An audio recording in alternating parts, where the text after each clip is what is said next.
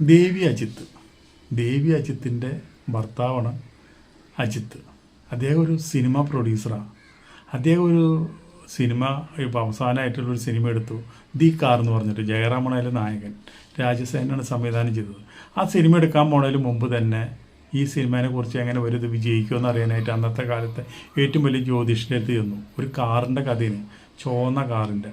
അപ്പോൾ ആ ജ്യോതിഷൻ പറഞ്ഞു ഈ പടം വേണ്ട എന്ന് പറഞ്ഞു. അപ്പോൾ പറഞ്ഞു അയ്യോ കഥയ്ക്കായി എല്ലാ കാര്യങ്ങളും സെറ്റപ്പായി, ഡേറ്റ് എല്ലാം ശരിയായി, ഇനിയിപ്പോൾ പെട്ടെന്നൊരു കഥ മാറ്റാൻ പറ്റില്ല.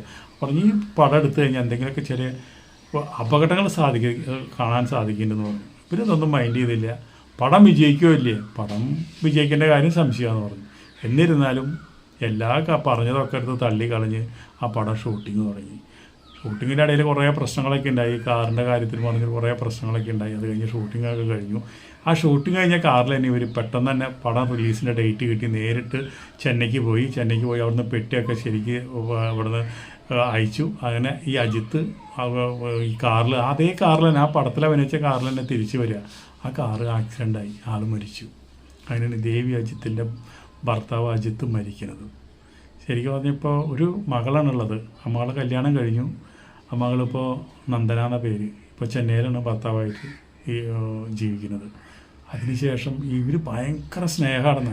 അജിത്തും നമ്മുടെ ദേവിയും തമ്മിൽ ഭയങ്കര സ്നേഹമാണ്. അപ്പം പെട്ടെന്ന് ഭർത്താവിൻ്റെ മരണം അംഗീകരിക്കാൻ പറ്റിയില്ല. ശരിക്കും പറഞ്ഞാൽ ഡിപ്രഷനായി. ശരിക്കും പറഞ്ഞാൽ പ്രാന്തായി പോകേണ്ട ഒരു കാര്യമാണ്. അങ്ങനെ പ്രാന്തായി പോണ ഒരു വ്യക്തി ലാസ്റ്റ് അത് വീണ്ടും അവർ ആ തിരിച്ച് വരും. ഒരു ആങ്കറാണ് ശരിക്കും പറഞ്ഞു കഴിഞ്ഞാൽ. അങ്ങനെ ഇനി സിനിമയിലും ഒക്കെ കുറേശ്ശൊക്കെ അഭിനയിച്ചു.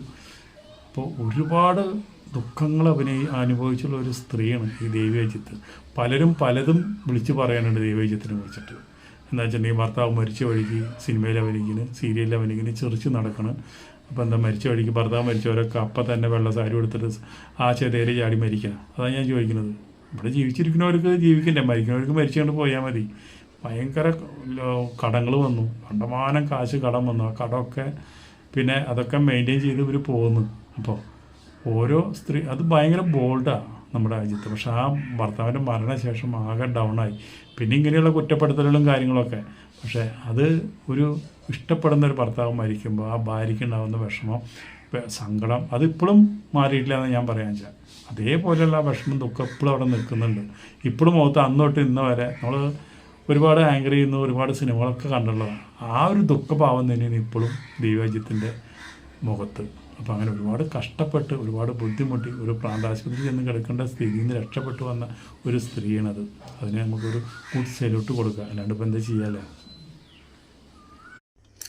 ദൈവത്തിൽ വിശ്വസിക്കുന്നുണ്ടെങ്കിൽ നമ്മൾ നമ്മുടെ ജാതകത്തിലും നമ്മുടെ ജനന സമയത്തിലും വിശ്വസിക്കണം.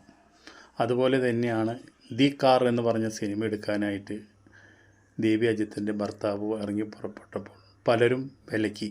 പ്രത്യേകിച്ച് ചുവന്ന കാറിൽ വെച്ച് ഒരിക്കലും ഇതൊരു സിനിമ ചെയ്യരുതെന്ന് പറഞ്ഞു. പക്ഷേ അതൊക്കെ ഒരു അന്ധവിശ്വാസമെന്ന് പറഞ്ഞിട്ട് അദ്ദേഹം ആ പടം എടുത്തു. പക്ഷേ ദൈവവിധി എന്ന് പറഞ്ഞാൽ അതൊരു കാറിൻ്റെ രൂപത്തിൽ വന്നു. ഇതേപോലെ തന്നെ ഒരു കാറിൻ്റെ ഒരു കഥ നമ്മൾ ഇംഗ്ലീഷിൽ എടുത്തിട്ടുണ്ട്. ആ ഇംഗ്ലീഷിലെടുത്ത അതിൻ്റെ പ്രൊഡ്യൂസറും അഭിനേതാവും എല്ലാം കൂടിയുള്ള ആളും ആ കാറിൽ തന്നെ മരിച്ചിട്ടുള്ള ഒരു സംഭവം ഇതിനു മുമ്പ് ഉണ്ടായിട്ടുണ്ട്. അത് തന്നെ ഇവിടെ ആവർത്തിച്ചു എന്ന് പറഞ്ഞാൽ നമുക്ക് വളരെ ദുഃഖം തോന്നുന്നുണ്ട്. കാരണം എന്താണെന്ന് വെച്ചിട്ടുണ്ടെങ്കിൽ ദേവി അജിത്ത് പോലെ ഒരു നടിക്ക് ജീവന തുല്യം സ്നേഹിച്ച ഭർത്താവ് തന്നെ ഈ ഒരു സിനിമയോടുകൂടി നഷ്ടപ്പെട്ടു.